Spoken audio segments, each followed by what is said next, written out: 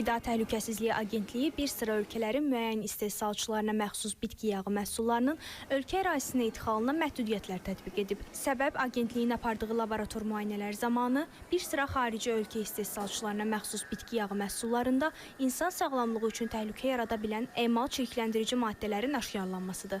Bəs bu tip maddələr səhhətimiz üçün hansı riskləri yarada bilər? Kimyəvi maddədir ki, çox təəssüflər olsun ki, bu maddəni uzun müddət və müntəzəm olaraq istifadə etdiyimizdə bunların əsas hədəf toxumaları, hədəf orqanı böyrəklərdir.